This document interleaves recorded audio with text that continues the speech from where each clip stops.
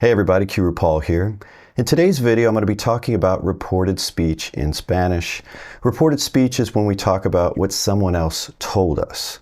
And you need this to tell stories, talk about what happened yesterday, and to answer that question, what do you say?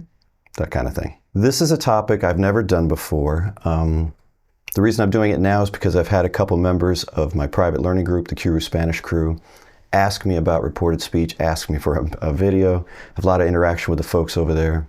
Oh, by the way, if you want to boost your Spanish, you might want to join that. I'll put a link to it in the description. Anyway, so I decided to do a video. The reason I haven't done a video before, and as we move through this, I'll be pointing it out, is because when you know English, reported speech in Spanish is not going to be super difficult, with the exception of one aspect of it, and that's involving the imperative and the changing over to the imperfect subjunctive with a tense shift. But for the majority of it, it's not going to be super difficult. You have a huge advantage, all right? So let's just jump into this thing, and I'll show you how your English relates, and hopefully you can remember things and be able to tell stories later, all right? Need a little coffee. There are two types of reported speech. There is direct and indirect. Direct speech is a direct quote. Maria said, "I want to go to the beach." María dijo, "Quiero ir a la playa." Indirect speech is when we take what somebody else said and we put it in our own words. In other words, we paraphrase what they said. Maria said that she wanted to go to the beach. María dijo que quería ir a la playa. See, that's going to be the most common way we tell stories, because we usually just don't go quote to quote. You're not like, Maria said, "I want to go to the beach." And then I said, "That sounds like a great idea." And then she said, no. You should just say, Maria said that she wanted to go to the beach. So I'm going to put all of those examples on the screen here so you can see them together, direct and indirect, along with the English translations. And I want you to notice that the English and Spanish are very similar. And when I say that, you might be like, well, said doesn't sound like dijo, Paul. What are you talking about? I'm talking about the structure of the sentences. And I want you to think of that as we go through this. I'm going to be pointing out those similarities because it's going to help you come up with your sentences in Spanish. We have a reporting verb that is said. And yes, that's what those types of verbs are called. Other ones are like to ask, preguntar, to answer, contestar, to explain, explicar. There are a lot of them. Decir, to say, is the big one, so we'll be playing with that most today. So back to this, in the direct, they're structured very much the same. We have a reporting verb in the past tense, and then we have a quote in the present. They're both in the present. And when we took our quote and put it in indirect speech, we saw a tense shift, right? It changed in English to the past tense. Well, in Spanish, it also changed to the past tense. One of the challenges that you may face, as an English speaker learning Spanish is, they have two main forms of the past tense, the preterite and the imperfect. So you may pause for a moment and wonder which one. And I'm going to give you some tips as we go through the video to help you with that. But in this case, it is changing into the imperfect. And that's actually one of the little formulas I'll be showing. That if our verb of reporting is in the past tense and our quote is in the present tense, when we change it over into the indirect, then it's going to become imperfect. So I'm going to be showing you little formulas like that just to give your Spanish a little boost. Another thing that happens when we change over to the indirect is our quote was in first person, right? Maria said, "I want to go to the beach." I, the subject. But when we changed over to indirect speech, the subject changed of that clause because it's she now, right? She wants to go to the beach. Now, as English speakers, we're doing the exact same thing, so I don't think we have to spend a lot of time on it, and I also don't think you're going to have any trouble with it. The one thing you may struggle with a little, perhaps, are the conjugations, because you're still learning conjugations in Spanish. So you just have to make sure that the conjugation matches the subject. That's it. And of course, pronouns may change. If in the quote it's like my book, and in the indirect quote, it might be her book, so me, su. Just little things to think about, but it mirrors English very closely. So let's go ahead and talk about tense shifting. And it's not always going to shift. It's going to have a lot to do with what our reporting verb, what tense the reporting verb is in. So we'll start out with just present tense, okay? If the reporting verb is in the present tense, you're not going to see any type of a tense shift in the quoted part when we move to indirect. And I know that's a lot of technical terms and a lot of grammatical terms are going to be flying on this thing. Just focus on the examples, and I think you won't have any trouble. So, our reporting verb is in the present tense. She says, ella dice. Let's do a direct quote. I want to go to the beach. Quiero ir a la playa. Now, if we change that into indirect speech, we're just going to keep the tense as it is. There won't be any tense shifting. Maria says that she wants to go to the beach. Maria dice que quiere ir a la playa, right? No tense shifting. Now, it did change to quiere, right? Because the subject changed, but the tense did not change. This shouldn't be too hard because this does mirror English. Now, one thing I want to point out here that's super, super important, so don't fast forward through this part of the video. Let's take a look at that sentence there. That que.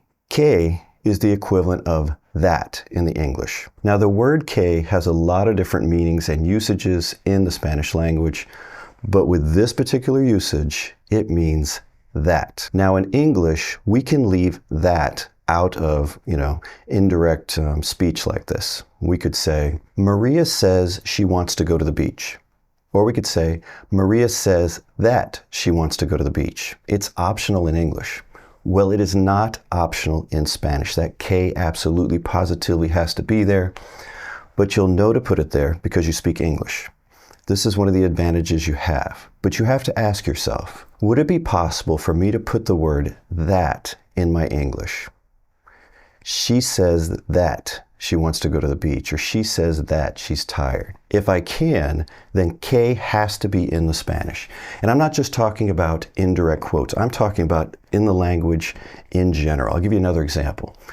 Let's say in English I say, the house I bought is green. And I want to make that into Spanish. Can I put a that in there? The house that I bought is green. Yeah, que has to be in there. La casa que compré es verde. Here's another example. The pizza I ate last night was delicious.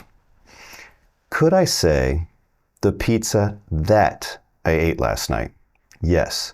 So que has to be in the Spanish. La pizza que comí anoche estaba deliciosa, buena, rica. The important thing is que. Now, if you don't get anything else out of this video, I hope you get that. It's going to give your Spanish a huge boost. Now, that was quite a rabbit hole we went down, but it was definitely worth it. So let's get back on topic here, and let's talk about reported speech. Most of the time when we're talking about what someone said, we're doing it that way. It's in the past tense, right? So our reporting verb is going to be in the past tense. Maria said, Maria asked, Maria commented, past tense reporting verb. And when that happens, our quote could be in any tense. Maria said, I'm hungry, present tense. Maria said, I will go to the beach, future tense. There could be past tense there. She went to the beach, could be, past perfect, had gone to the beach. A lot of options there, folks, a lot of options. So what I'm going to do is I'm going to go through all of those possibilities. In changing our quote into indirect quotes, I'm going to use this little chart right here. Here it is on the screen. And it doesn't make any sense to you right now, but it will as we go through it. And it's just going to be a little guide for you. So later on, if you're having trouble with reported speech, you can come back to this.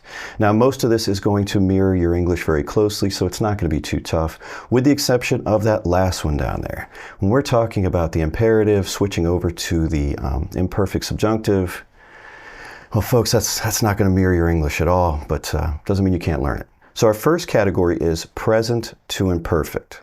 So what does that mean? Well, present is referring to the tense of the verb in the quote. And when we turn it into an indirect quote, it's going to be changing into the imperfect. We'll start with direct speech. Juan dijo, estoy cansado. Juan said, I'm tired. And now indirect. Juan dijo que estaba cansado. Juan said that he was tired. You see, we started with the present tense in the quote, and then it became estaba, and that is in the imperfect. Now in the English, we also switch to the past tense, so we're not surprised by that. But knowing to go to the imperfect over the preterite with this particular formula is a benefit, don't you think? I think so. Our next category is going to be future to conditional, and this is going to mirror English very closely. We love that. Our direct quote, María dijo, iré a la playa mañana. Maria said, I'll go to the beach tomorrow. Our verb in the quotes is in the future tense. So we change it to indirect. We're going to be working with the conditional. María dijo que iría a la playa mañana.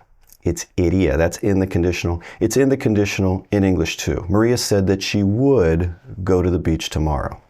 Now, anytime somebody talks about reporting speech, one of the things I like to bring up is that time expressions, places may change, so the story's still relevant. I think this is very, very obvious.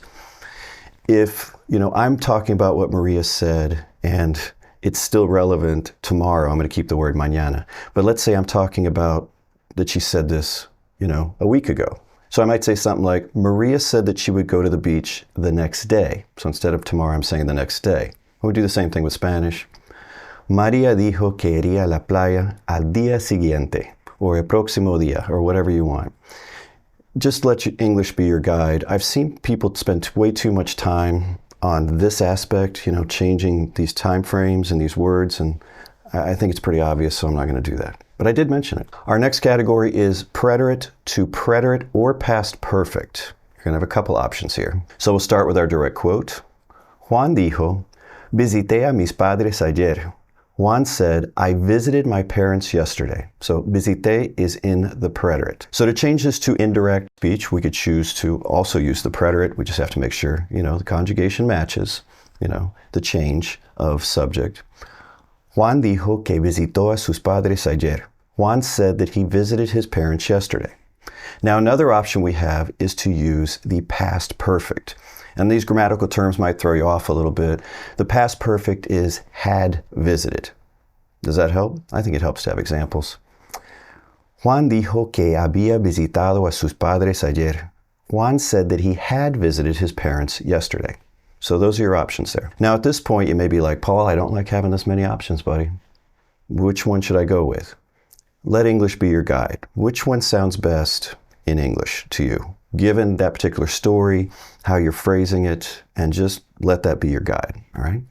Our next category is going to be present perfect to past perfect. Present perfect is have visited, right? Past perfect, had visited. We'll start with the direct quote. María dijo, he terminado mi tarea. Maria said, I have finished my homework. See, have finished, that's going to be the present perfect.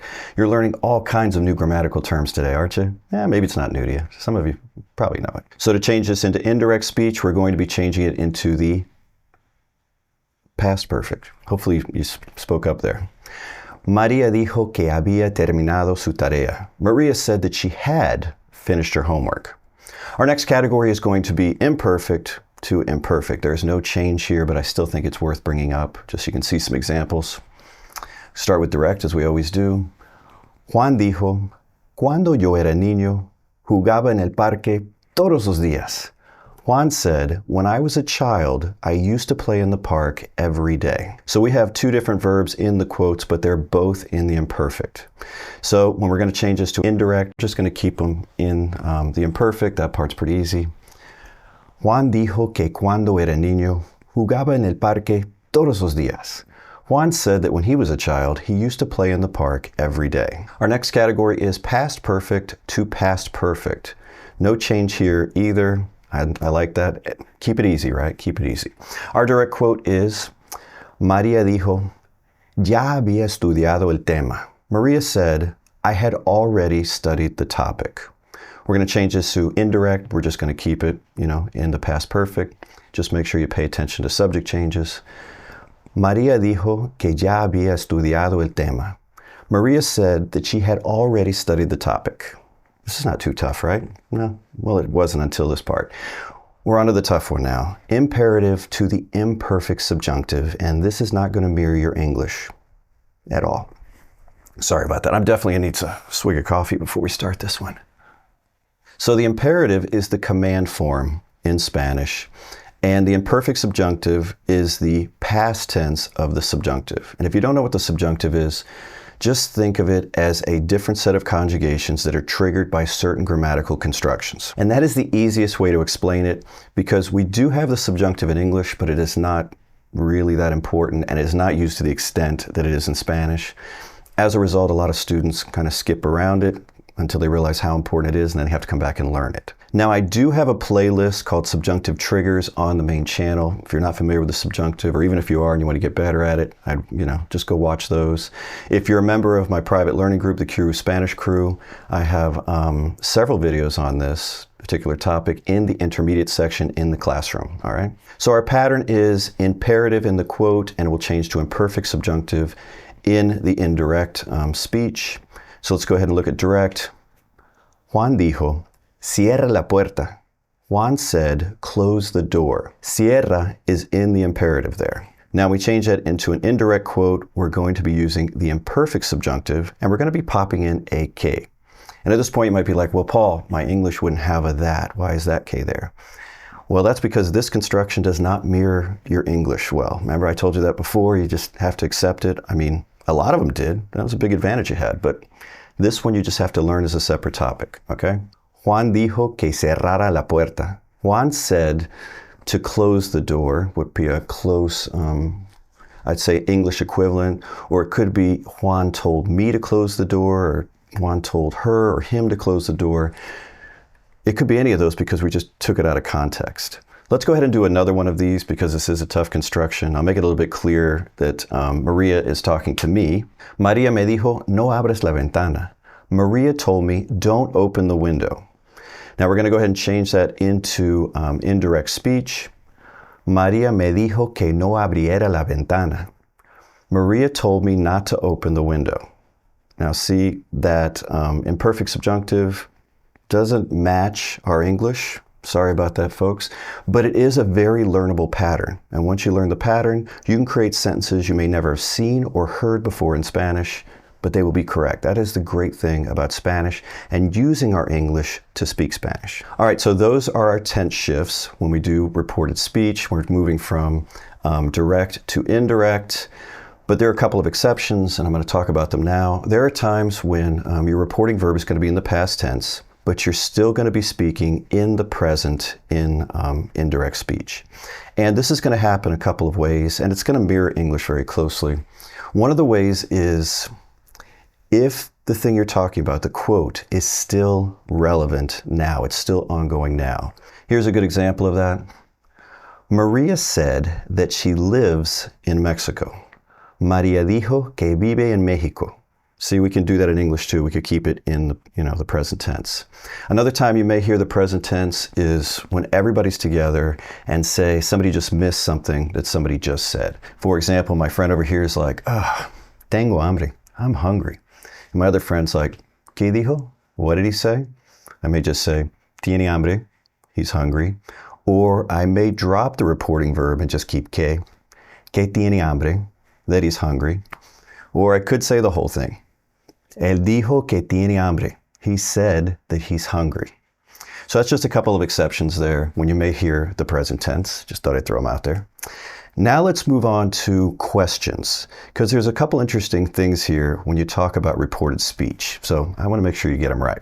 When you're quoting questions and then changing it to indirect speech, we're going to leave the question word in the indirect speech, and we're going to keep the accent mark. This is something I thought was interesting back in the day because, I learned that, for example, let's say cuando, when. When it's a question word, it has an accent. And when it's just used, as a regular word in a sentence, he told me when he would arrive, and it doesn't have an accent. But when we're talking about indirect speech, it's going to keep that accent. That's why I thought this was interesting. Let's do our direct speech first. Maria preguntó, ¿Cuándo llegó Juan a casa? Maria asked, when did Juan get home? When did Juan arrive home? So we're going to make that indirect. Maria preguntó, ¿Cuándo llegó Juan a casa? See, we still have the accent mark on cuando. Maria asked when Juan arrived home. She asked when Juan got home. Another thing that's kind of interesting is when we talk about yes or no questions. So we have a yes or no kind of question in the quote, and we're making it, into an indirect speech. We're just going to be using the word sí, and that's sí without the accent on the I. When it has an accent, it means yes. When it doesn't have an accent, it means if. Juan preguntó, ¿Quieres venir a la fiesta? Juan asked, do you want to come to the party? So we change that to indirect. Juan preguntó si yo quería ir a la fiesta. Juan asked if I wanted to go to the party. See, I'm just using si there. And that might have been pretty obvious. I don't know. I thought it was worth bringing up. Well, that's the end of the video. If you enjoyed it, just do me a favor and give it a thumbs up. And until next time, hasta luego.